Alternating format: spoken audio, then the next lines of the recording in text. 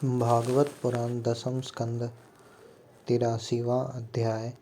भगवान की पट रानियों के साथ द्रौपदी की बातचीत। भागवत पुराण 83वां अध्याय। भगवान की पट रानियों के साथ द्रौपदी की बातचीत। श्री सुखदेव जी कहते हैं, परीक्षित, भगवान श्री कृष्ण ही गोपियों को शिक्षा देने वाले हैं और वही उस शिक्षा के द्वारा प्राप्त होने वाली वस्तु हैं।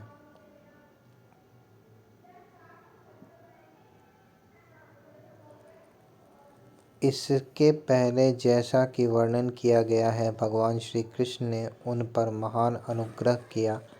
अब उन्होंने धर्मराज युधिष्ठिर तथा अन्य समस्त संबंधियों से कुशल मंगल पूछा। भगवान श्री कृष्ण के चरण कमलों का दर्शन करने से ही उनके सारे अशुभ नष्ट हो चुके थे।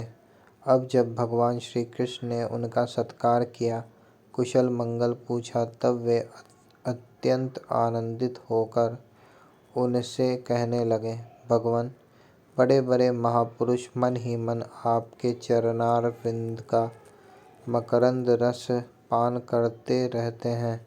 कभी कभी उनके मुख कमल से लीला कथा के रूप में वह रस छलक पड़ता है। प्रभु, वह इतना अद्भुत दिव्य रस है कि कोई भी प्राणी उसको पी ले तो वह जन्म मृत्यु के चक्कर में डालने वाली विस्मृति अथवा अविद्या को नष्ट कर देता है। उसी रस को जो लोग अपने कानों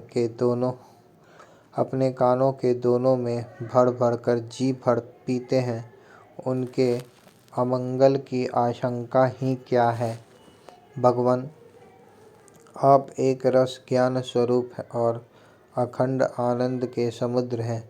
बुद्धि वृत्तियों के कारण होने वाली जागृत, स्वप्न, सुषुप्ति, ये तीनों अवस्थाएं आपके स्वयं प्रकाश स्वरूप तक पहुँच ही नहीं पाती, दूर से ही नष्ट हो जाती है। आप परमहंसों की एकमात्र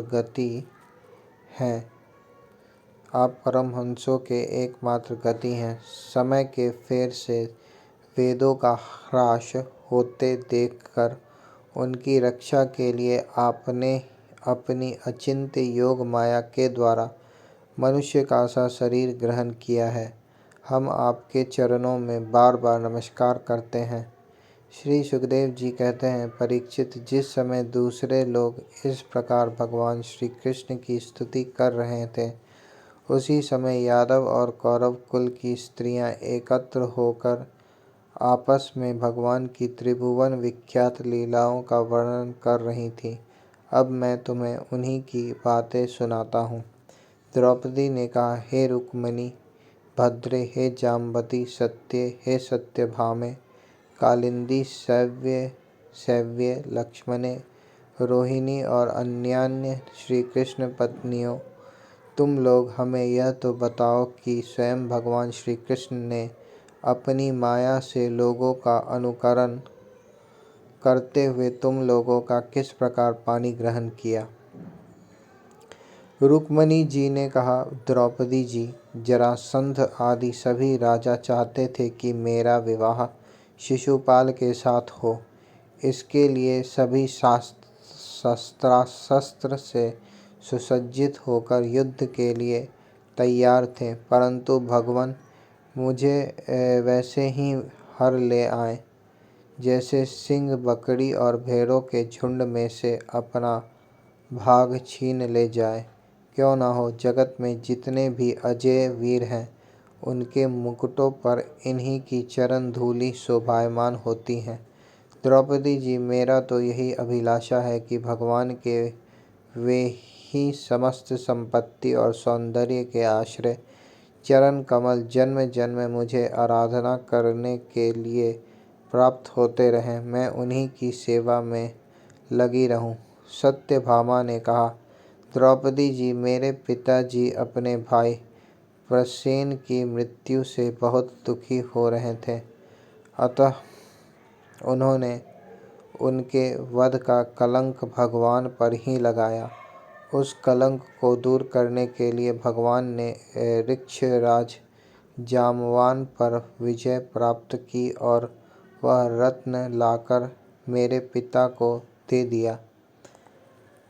अब तो मेरे पिताजी मिथ्या कलंक लगाने के कारण डर गए, अतः यद्यपि वे दूसरे को मेरा वाग्दान कर चुके थे, फिर भी उन्होंने मुझे स्यमंतक मणि के साथ भगवान के चरणों में ही समर्पित कर दिया।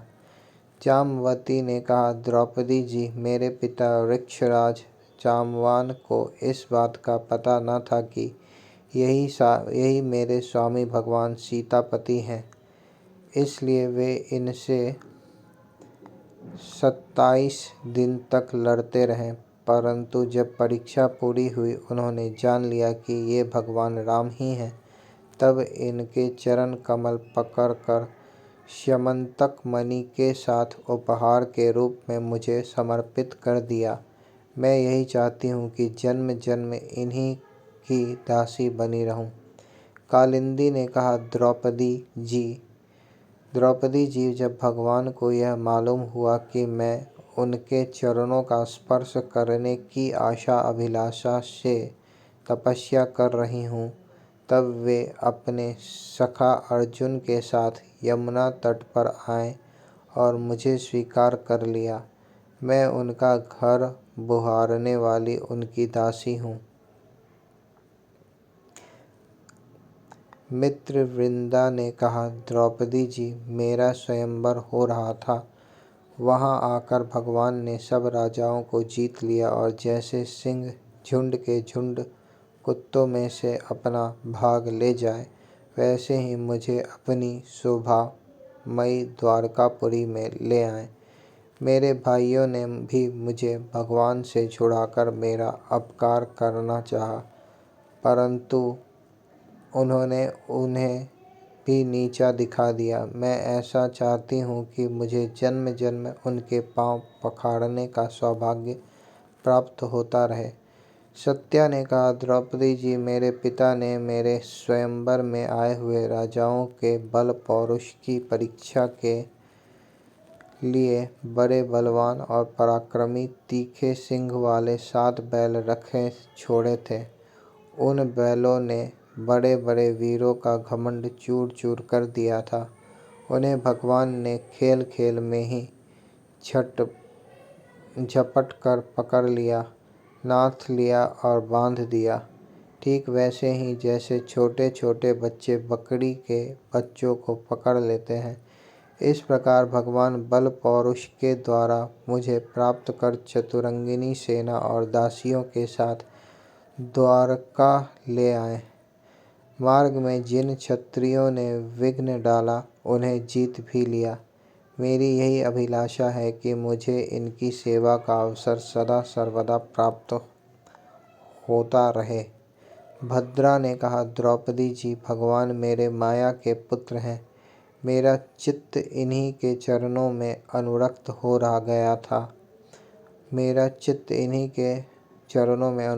गया था। जब मेरे पिताजी को यह बात मालूम हुई, तब उन्होंने स्वयं ही भगवान को बुलाकर अक्षौहिणी सेना और बहुत सी दासियों के साथ मुझे इन्हीं के चरणों में समर्पित कर दिया। मैं अपना परम कल्याण इसी में समझती हूँ कि कर्म के अनुसार मुझे जहाँ जहाँ जन्म लेना पड़े, सर्वत्र इन्हीं के चरण कमलों का संस्पर्श प्राप्त होता रहे।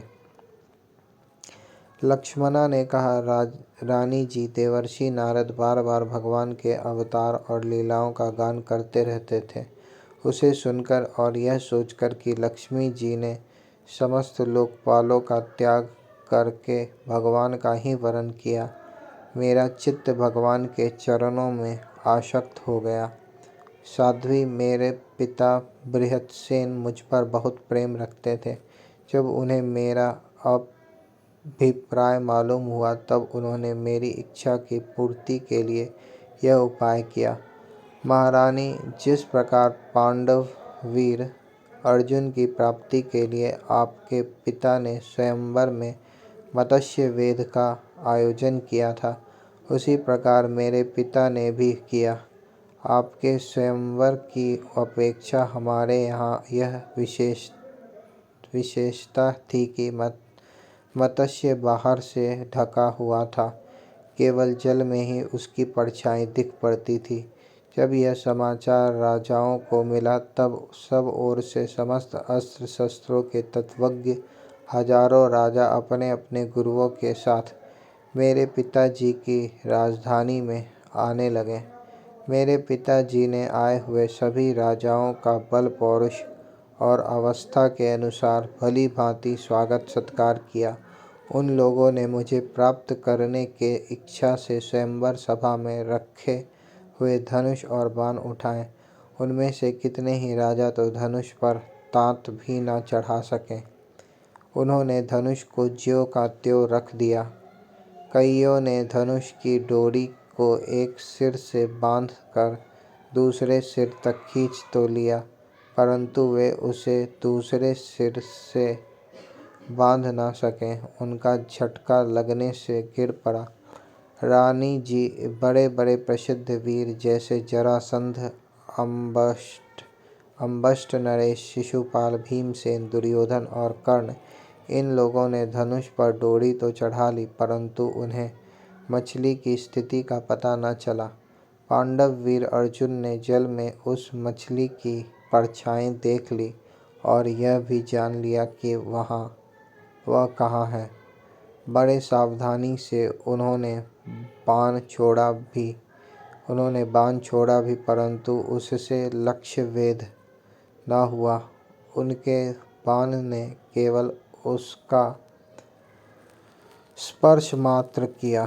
रानी जी इस प्रकार बड़े बड़े अभिमानियों का मान मर्दन हो गया। अधिकांश नरपतियों ने मुझे पाने की लालसा एवं साथ ही साथ लक्ष्य वेध की चेष्टा भी छोड़ दी। तब भगवान ने धनुष उठाकर खेल खेल में अनायास ही उस पर डोरी चढ़ा दी, बाण साधा और जल में केवल एक बार मछली की परछाई देखकर बाण मारा तथा उसे नीचे गिरा दिया। उस समय ठीक दोपहर हो रहा था। सर्वार्थ साधक अभिजीत नामक मुहूर्त बीत रहा था। देवी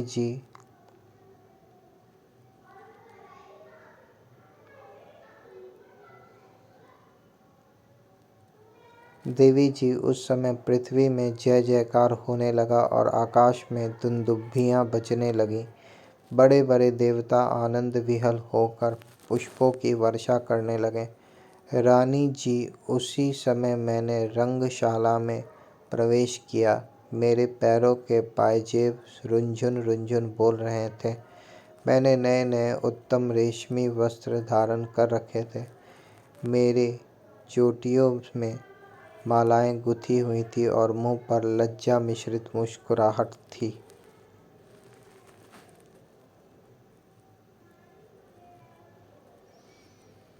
मैं अपने हाथों में रत्नों का हार लिए हुए थी, जो बीच बीच में लगे हुए सोने के कारण और भी दमक रहा था। रानी जी उस समय मेरा मुखमंडल धनी घुंघराली अलकालों से सुशोभित हो रहा था तथा कपोलों पर कुंडलों की आभा पड़ने से वह और भी दमक उठा था। मैंने एक बार अपना मुख उठाकर चंद्रमा की किरणों के समान सुशीतल हास्य रेखा और तिरछी चितवन से चारों ओर बैठे हुए राजाओं की ओर देखा, फिर धीरे से अपनी वरमाला भगवान के गले में डाल दी। यह तो कह ही चुकी हूँ कि मेरा हृदय पहले से ही भगवान के प्रति अनुरक्त था। मैंने ज्यों ही वरमाला पहनाई त्यों ही मृदंग, पखावज, शंख, ढोल, नगाड़े आदि बाजे बजने लगे। नट और नर्तकियाँ नाचने लगीं, गवैये गाने लगे। द्रौपदी जी, जब मैंने इस प्रकार अपने स्वामी प्रियतम भगवान को वरमाला पहना दी, उन्हें वरण कर लिया, तब कामातुर राजाओं को बड़ा डाह हुआ। वे बड़े ही चिढ़ गए। चतुर्भुज भगवान ने अपने श्रेष्ठ 4 घोड़ों वाले रथ पर मुझे चढ़ा लिया और हाथ में शांग धनुष लेकर तथा कवच पहनकर युद्ध करने के लिए वे रथ पर खड़े हो गए।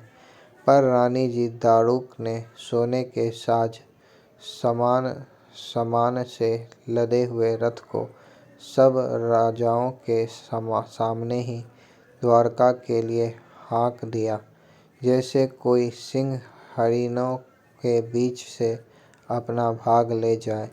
उनमें से कुछ राजाओं ने धनुष लेकर युद्ध के लिए सज धज कर इस उद्देश्य से रास्ते में पीछा किया कि हम भगवान को रोक लें, परंतु रानी जी उनकी चेष्टा ठीक वैसी ही थी जैसे कुत्ते सिंह को रोकना चाहें। सारंग धनुष के छूटे हुए तीरों से किसी के बाहें कट गईं तो किसी के पैर कटे और किसी के गर्दन ही उतर गई।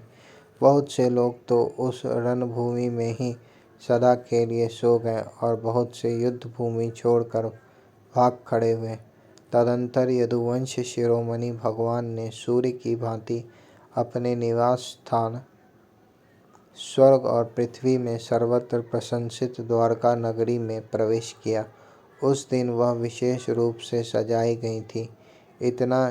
इतनी झंडियाँ, पताकाएँ और तोरण लगाए गए थे कि उनके कारण सूर्य का प्रकाश धरती तक नहीं आ पाता था। मेरी अभिलाषा पूर्ण हो जाने से पिताजी को बहुत प्रसन्नता हुई। उन्होंने अपने हितैषी सुहृदों, सगे संबंधियों और भाई बंधुओं को बहुमूल्य वस्त्र, आभूषण, शैया, आसन और विविध प्रकार की सामग्रियां देकर सम्मानित किया। भगवान परिपूर्ण हैं, तथापि मेरे पिताजी प्रेमवश उन्हें बहुत सी दासियां, सब प्रकार की संपत्तियां, सैनिक, हाथी, रथ, घोड़े एवं बहुत से बहुमूल्य अस्त्र शस्त्र समर्पित किए। रानी जी, हमने पूर्व जन्म में सबसे आसक्ति छोड़कर कोई बहुत बड़ी तपस्या की होगी, तभी तो हम इस जन्म में आत्माराम भगवान की गृह दासियां हुई हैं। 16,000 पत्नियों की ओर से रोहिणी जी ने कहा। भौमासुर ने दिग्विजय के समय बहुत से राजाओं को जीतकर उनकी कन्या हम लोगों को अपने महल में बंदी बना रखा था।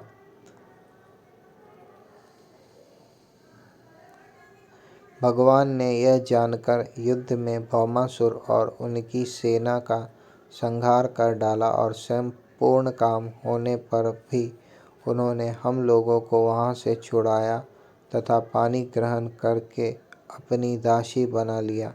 रानी जी, हम सदा सर्वदा उन्हीं चरण कमलों का चिंतन करती रहती थी जो जन्म मृत्यु रूप संसार से मुक्त कराने वाले हैं। साध्वी द्रौपदी जी, हम साम्राज्य, इंद्र पद अथवा इन दोनों के भोग, अनिमा आदि ऐश्वर्य, ब्रह्मा का पद, मोक्ष अथवा सारूप्य आदि मुक्तियाँ कुछ भी नहीं चाहती।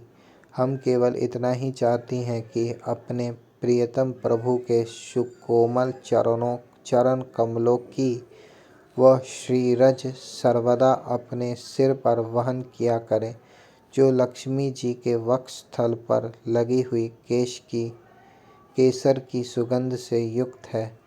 उदार शिरोमणि भगवान के जिन चरण कमलों का स्पर्श उनके गौ चराते समय गोपियाँ भीलीने, तिनके और घास लताएं तक करना चाहती थी, उन्हीं की हम भी चाह है।